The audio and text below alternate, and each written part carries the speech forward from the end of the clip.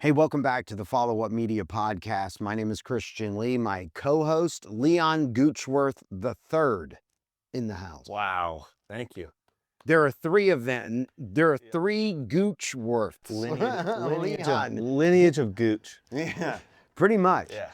I'm the CEO of Follow Up Media. Leon Goochworth III is the VP of Sales.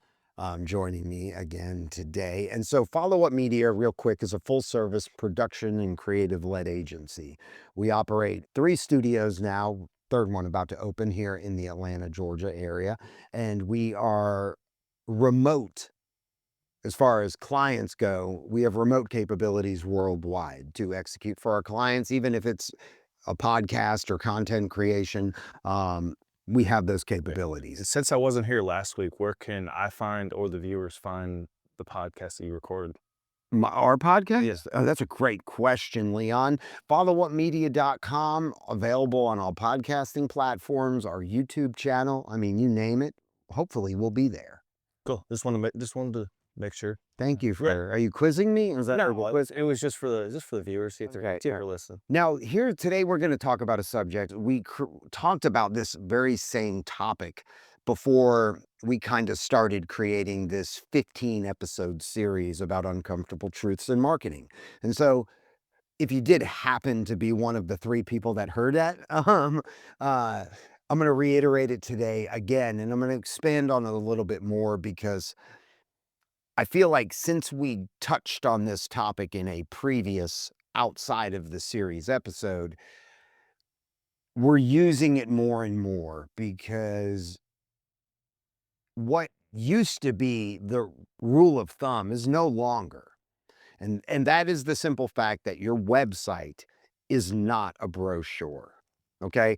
It is not a digital brochure. If it stays that way, it's going to be more like a digital tombstone.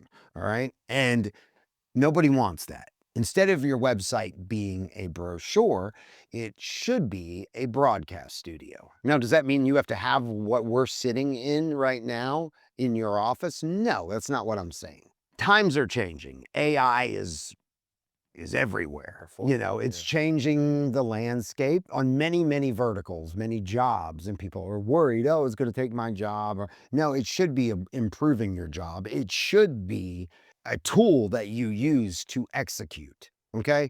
So brochures digitally are just not going to win in 2026. This episode, it might sting a little bit. See, most companies are spending real money, hard-earned money on websites that do what, Leon Goochworth III? They absolutely do nothing. Nope. So we might as well just throw it out in the highway. But that's what they've kind of been trained to do. So, your uncomfortable truth in marketing is going to be uncomfortable. You might not want to sit through it.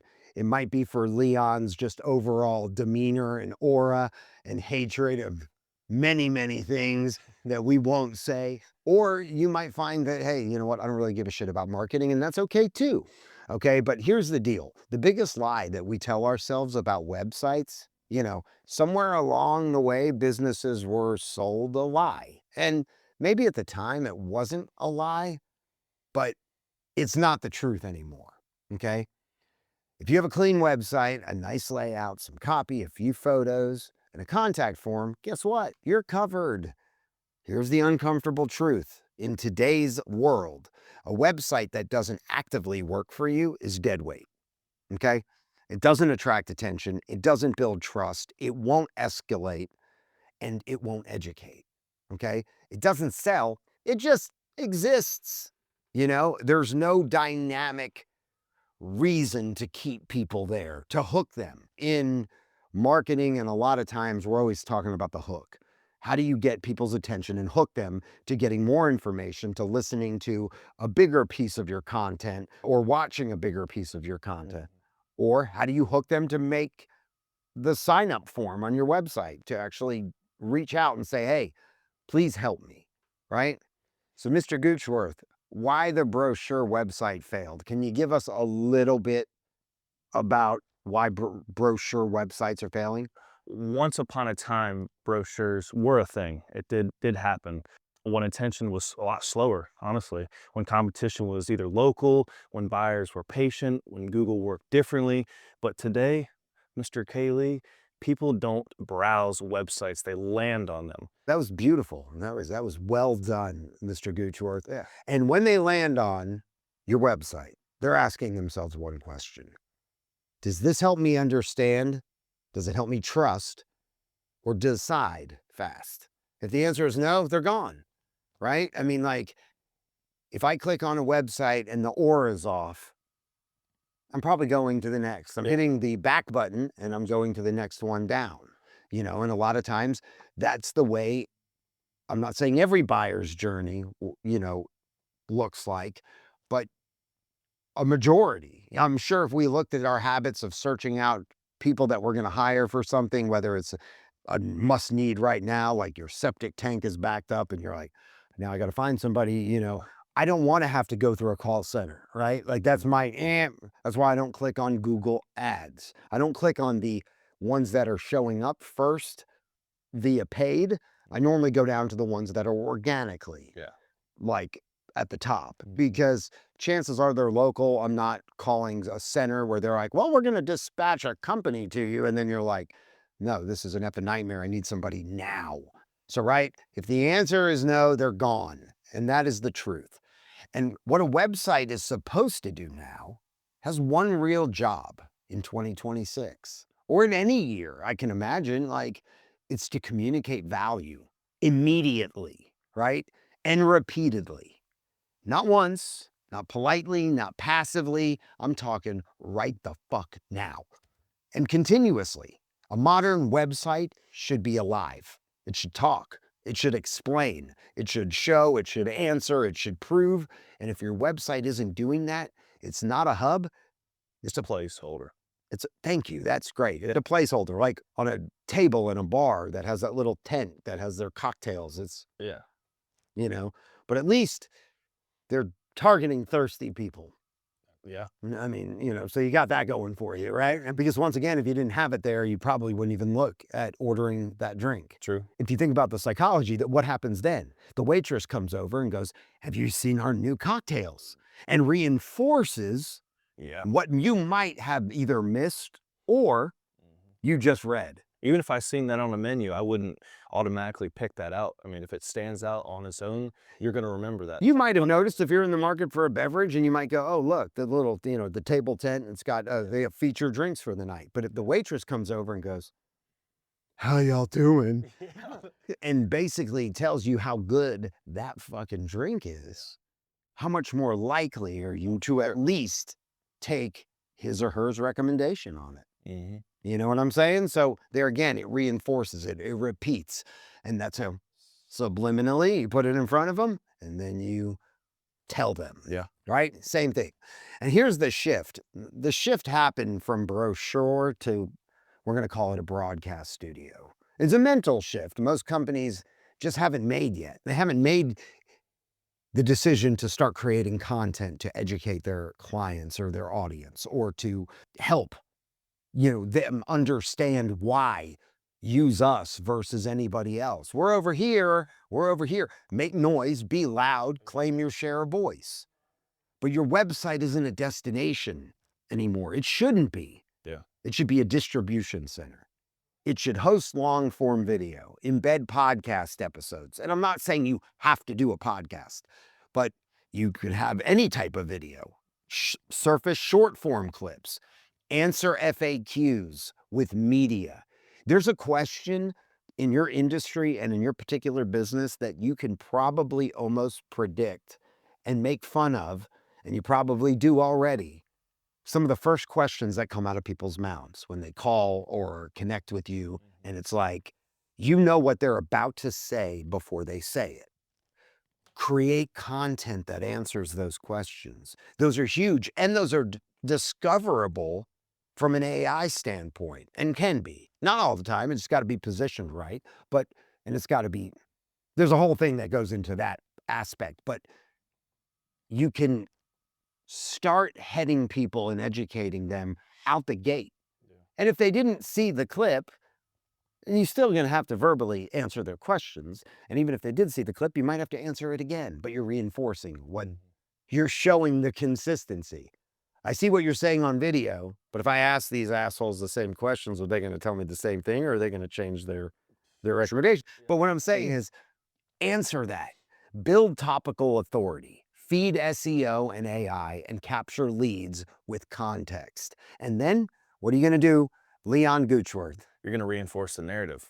That's powerful. Yeah. Just like mainstream media. Reinforce the narrative. Even if I'm not saying don't say things that aren't true, but the mainstream media does, the government does, and they'll beat it into your heads till you go, well, I guess it might be true. Yeah, or I guess in other words, your website should act like a kind of like a broadcast studio, not quiet, not static, maybe not even finished. It's always on. Yeah, I mean, why not have content and things that literally work for you? Now you could go, oh, my website works for me. It is, I'm doing some SEO stuff. It is more of a digital brochure. And so if people do click there, there is information. You are right. It's not like you have a blank page that offers nothing. Yeah. And you can display your services in some of your About Us section and all that. That is so two-dimensional. What closes the gap and what converts is if at the same time they're looking at the brochure side, and then they can click on content. Or when they Google you, content comes up, right? Videos come up, and then they get to go, wow, I can listen to the CEO or the owner or the founder or the marketing person lay down all this great information that really shows what this company is all about, what their experience level is, right? Yeah. The reason why most websites feel empty and lifeless is because they're built once, they're launched, they're celebrated. Woo, Leon, Mr. Goochworth, high five. We got a website. They shared it a few times, and then nothing. No updates. Crickets. No, no. It's almost like, hey, do we even have a website? There's no rhythm. There's no new content. There's no signals to Google, to AI, to customers. That's not a website. That's a strategy problem. Yeah. It's not a website problem. It really is a strategy problem because you kind of set it and forget it and assume it is working. And while it might be available, is it really working? I mean, it's really common sense what we're talking about. And I know that when taking it back to when before websites were, you know, the go-to thing for a business or a person or whatever it was or a service, you were in the yellow pages or you were in this book where people had to like search for services, right? You had full page or quarter page or just a listing. And so like, I get it. There was a conversion there, but now there's another conversion and it can't stay in yellow page prehistoric times. Like it really can't. This needs to become a living, breathing, active thing that is constantly absorbing and ingesting content and distributing it to people who come across your socials, who come across your website, and everywhere that you have a footprint, which should be steadily expanding, in all honesty. And I'm going to be honest. And I hate that saying when people go, let's be honest. That normally means you're fucking lying. Yeah. But, you know, people don't start on your homepage. They start on a Google search or a YouTube video or a short clip, or now maybe even a Claude, ChatGPT, Gemini, Perplexity, one of these AI answers, a shared link, a podcast episode, and then they land somewhere inside your site, which means every page must be able to stand on its own. I'm not fucking joking. It needs to stand on its own. Yeah. Whether I click about, whether I click services, resources, anything, it needs. Anywhere they go, Yeah. it should stand on its own. Every page is a front door, right? And if your site only makes sense from the homepage outward, you've lost. Or you walk into someone's house and say the dining room's a complete wreck, but you cleaned everything else. You're going to remember the dining room. You're going to say all these hogs invited me over, and there's picture frames and dust, and maybe your son's attack towel sitting there. Right. Thank you. That is, I mean, thank you, Leon, for that's a great analogy. Yeah. I don't know about the attack towel. The content first website model, the modern website should be structured exactly around content, not pages. And here's what that looks like. Video first service pages, podcast episode embedded with summaries, the blog content that supports video, not replacing it, FAQ pages answered on camera, case studies told visually. I'm not saying don't have images to support your case studies or your work. Images are an accent piece and they can be separated from video and still work together. But you're giving people a very dynamic way to see your work. You don't need a video for every single thing. We're not saying that. Not everything has to be a talking head. It doesn't. It doesn't need to be a full-on production. It just can't be a two-dimensional static image that's all your website is, right? And so case studies told visually, clear pathways to a deeper level of content, and now SEO clusters around real questions, and real questions that get answered. That is how you build authority. That's how authority is built. This is how trust compounds, and this is how AI discovers these days. Riley, take it away from here. Give us the SEO and AI reality check, please. Well, here's the part that most businesses aren't ready for. Google doesn't rank pages anymore. It ranks your authority. And AI doesn't read your mission statement. It looks at your patterns. What do you talk about consistently all the time? How deep do you go? Do other platforms confirm your expertise? Are you referenced, watched, linked, and repeated? If your website is static, AI fills in the blanks. And you don't want AI guessing who you are. You might be Leon Goochworth the fourth, not the third. You never know. I don't know that that's a bad thing. I mean, he is part of a lineage of Goochworths. Yeah.